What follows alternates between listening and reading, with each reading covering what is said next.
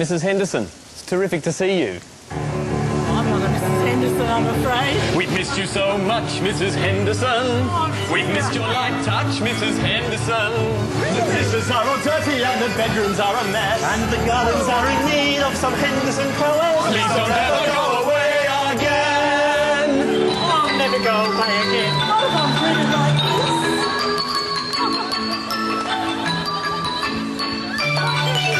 You must be so tired, Mrs. Henderson. But sleep in your fire, Mrs. Henderson. We've got the laundry with us, lots of nappies full of poo. And the children need their bath and would like a song or two. Please don't ever go away again. You're Mrs. Henderson, aren't you? Not really. Oh, I mistook you for our singing housekeeper. Wrong woman. Oh, I'm so sorry. I'm so sorry. I enjoy the welcome. No, you can pass it on to someone else.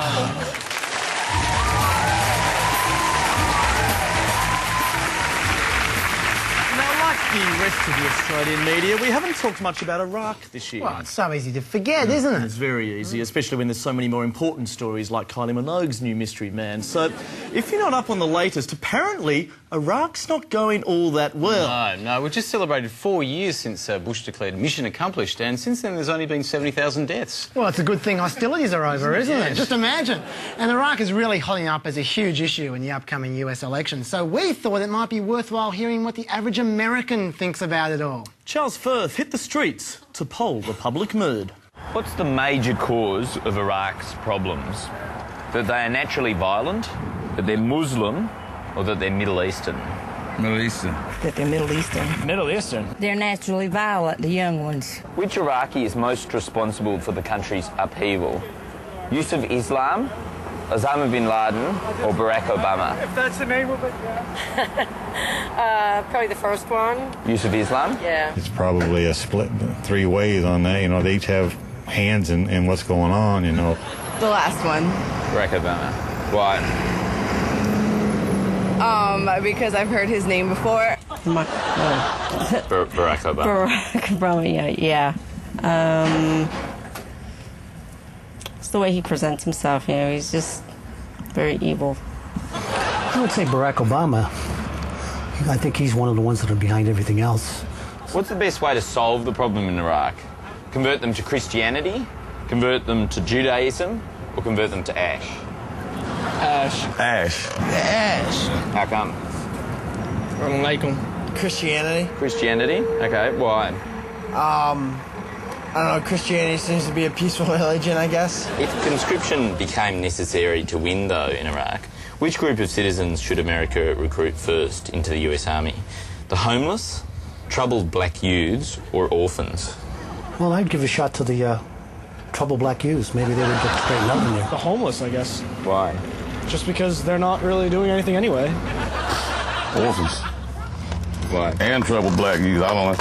Homeless people would give them a job, and then, you know, afterwards they'd have all the benefits of being a vet, so perhaps. Yeah. Then again, a lot of homeless people are vets, and it's well, still not you can send them out. back and they already know what it's like. Yeah, that's true. Now that Saddam Hussein is gone, do you support the proposal for his body doubles to be executed too? Absolutely. Because they look guilty? The hell with him and everybody who looks like him. They work with him, then yeah, I think they should be punished in, you know, one way or another. Executed? Yeah, I would think so. I think all the Iraqis should be executed. Why? Don't like them again.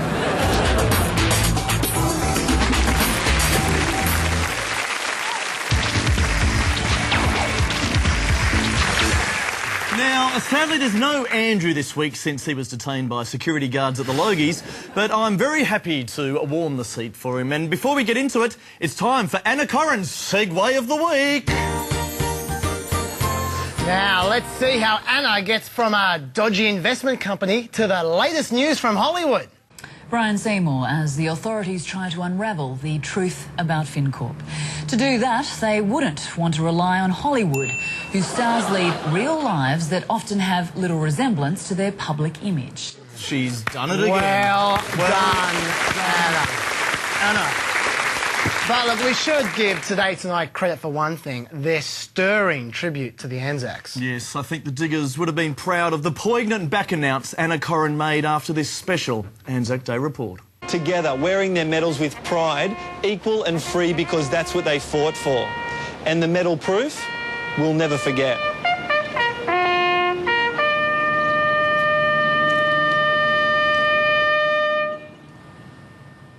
Andrew Burke reporting.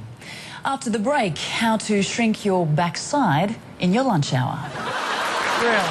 I mean, who cares? Like, really, who cares? Anzac Day's a joke. World wars mean nothing compared to the real battles of our time. Richard, a war veteran, fought in a world war in New Guinea and Borneo. But by far, he reckons, his biggest battle has been with a car dealer near his home. Yes, yes. Our grandfathers fought in the Great Car Dealer War. What a bloody battle it was. Chin up, boys. We're going over the top. Wait for yourself, family fans. Come on into our colour. Come on, mate. You know where to find us, where to place to be. Use cars.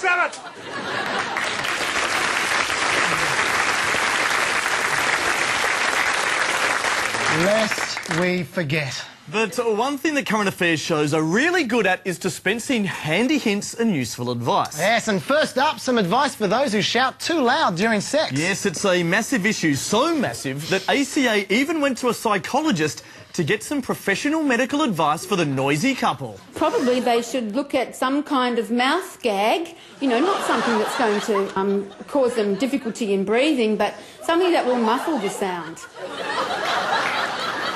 Sounds very romantic. Oh, hang on, Chris. I can think of one very good use for a mouth gag. But of course, while you're having all that noiseless sex, you want to look your very best, don't you? Yes. Thankfully, these shows also offer us some wonderful beauty tips. Forget toothpaste. Catherine Zeta-Jones swears strawberries are the best teeth whiteners. Our models agree. I think everyone agrees, and I know Andrew's dentist certainly subscribes to that theory.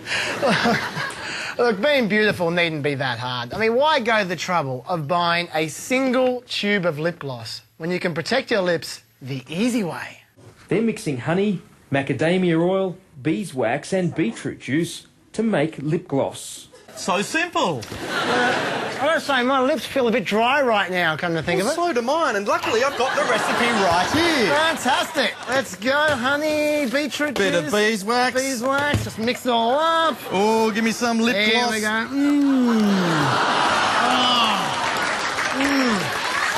I look beautiful.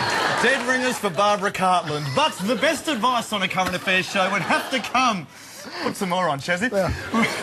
Would have to come from the woman who loves telling people what to do, Pauline Hanson. Now, not only does Pauline dispense advice, but she even helps you carry it out. Pauline Hanson thinks we should go even further when it comes to dealing with those who have a problem with displaying the flag. Go back where you came from. They're clearly not Australian. I'll take them to the airport, actually. I'll pay for the taxi fare there, and they can leave the country. She'll pay for the cab fare. Wow. God knows I need a holiday, and I think displaying the flag can be a little bit tacky. So, I went to take Pauline up on her offer. Hi, Pauline. Hiya.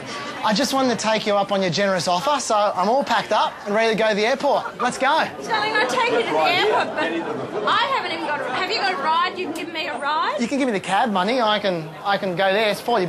It's not going to happen. I bet if I was David Oldfield, you'd help me leave the country. You've got more chance. Just wait in line with everyone.